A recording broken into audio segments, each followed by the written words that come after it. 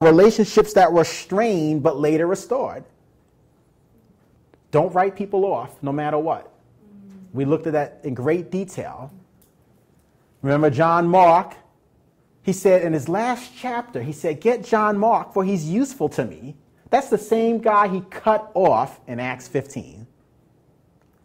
You never know when he's working on John Mark in one chapter of John Mark's life, and he's working on you in one chapter of your life, because you'll reunite. This doesn't get talked about often, but there are even stories of people who divorce and remarry. What are we talking about? Relationships that were strained and now restored. We got to master those. The last relationship that we talked about when we were together were relationships that hurt. Now, this is different from relationships that disappoint. This is when someone has intentionally does you wrong, and we spent great detail discussing that. He said, Alexander the coppersmith, one translation says, had bitter hostility towards me. And I said, you got to wean yourself of the notion that just because you're a Christian and you want to do right, that other people are going, or even other Christians are going to do you right, because Satan can incite anybody against someone else. He incited Judas against Jesus. He incited David to take a census. I can't go into the details, but I had a very painful situation, very painful. And I had prayed about it for a while, and I organized a meeting. And I labored over what I would share in that meeting for about 3 days. And the irony of it was, the person that caused me to call the meeting wasn't there when I was sharing the part that I had labored over for 3 days. They came late. So when they came, they were wound up. And what's interesting is I personally believe that something happened. Love the person, a great person.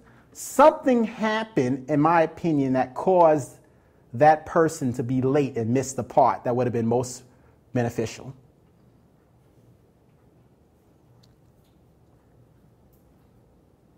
What's my point?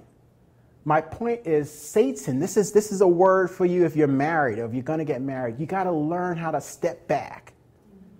If things are escalating, you got to learn how to step back. You got a close relationship. Because Satan is a master of wiggling in and conniving his way in. And he can use inciting spirits on either part.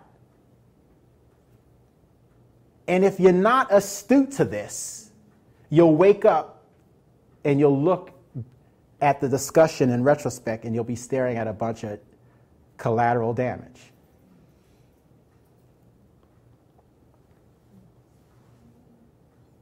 It says, Alexander the coppersmith had bitter hostility towards me. Here is a guy who, for no reason, Paul couldn't figure it out. This is a guy I used to run with him, yet for some reason, there's probably not a person in this room who doesn't have a relationship with someone or have a dynamic with someone that they used to run with, and now it's strained. And this can happen believer to believer, and it doesn't make one person right and one person wrong. And see, Satan always fragments before he destroys. The Bible says a kingdom divided can't stand. You've got to fight for unity, not uniformity. I hope you're listening. Not everyone being a clone of you, but unity to the common vision. If you know anything about our meetings, we fought tooth and nail to preserve this being a safe place. That's unity. Uniformity is for me to want everybody to come in here to be like me, or to love the word, or to love golf, or to, I don't know, be a guy, whatever.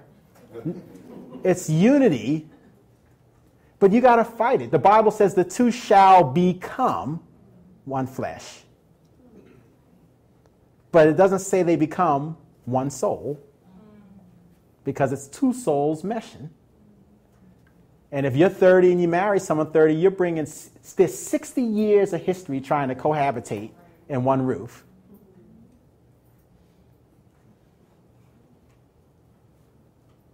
Relationships that were strained but later restored. We talked about, again, and then I was just talking about relationships that hurt.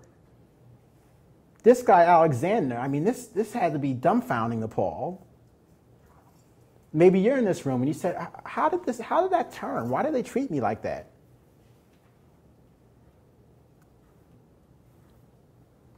Remember, this is Paul, who had tons of interpersonal. Remember I said if Paul was on Facebook, he'd have the biggest page on the web.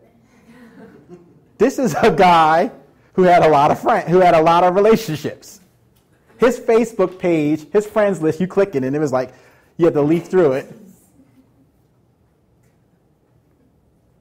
Why did he bring him up? How come he brought up Demas last chapter? Demas has forsaken me. Why, Paul? Because he loved the things of the world more than the things of God. That probably hurt. He probably mentored Demas. How about that? You pour your life into someone. The next type of relationship I want to talk about as we bring this to a close is your relationship with people you mentor. Your relationship with people you mentor. If you're going to fulfill your destiny, you got to master your relationship with yourself. You got to master the relationships that disappoint. You got to master the relationships at a distance. You got to master the relationships with the faithful. You got to master the relationships that were strained and now restored. You got to master the relationships. When I say master the relationships with people who hurt you, I'm not saying you got to reconcile, but you've got to get your arms around it, because if someone's hurt you deeply on a visceral level, until you grieve it and get your arms around it, they're still hurting you. And grieving is a process, and forgiveness is a lifestyle. You make the decision instantaneously, but you've got to master that. My mind is so pregnant, and this is something that I've been working on, but it's amazing how the enemy and my mind and an unchecked mind can drift towards people who've done you wrong. You got to be real careful when you have large vacuums of time. You know, this is totally unrelated, but one of the biggest burgeoning ministries out there is ministries to truck drivers. You know why? Because when you're on the road by yourself, you got a lot of time to think. And you better make sure you're thinking about the right things, because the wrong things, they're porn signs. You drive on some of these highways, you go down south, and every 20 minutes, it's this sex shop this, and this porn shop this, and this nightclub this. And all of a sudden, you can start thinking, you know, I really don't love my wife anymore. She gained weight after the kids. She's always short with me. It's a ministry because those guys have and there's truck ladies too, they have a lot of time on their mind. They better make sure that they're using it properly. If you're not careful, if you're not intentional about your time, you could be on the golf course and your mind's wandering. You could be on the beach and your mind's wandering. Relationships with people that you mentor is the seventh type of relationship that you have to master. Paul said it like this in 2 Timothy 4, verse 6. Now the time of my departure is at hand. I'm ready to be poured out as a drink offering. I fought a good fight. I've kept the faith. I've finished my race. And now there awaits a crown for me, but not just me, but all those who have followed my righteous cause. But notice what he says now, 2 Timothy 4, 6. Now the time of my departure is at hand, and I'm ready to be poured out as a drink offering. I like that metaphor because you're not living unless you're pouring your life into somebody else.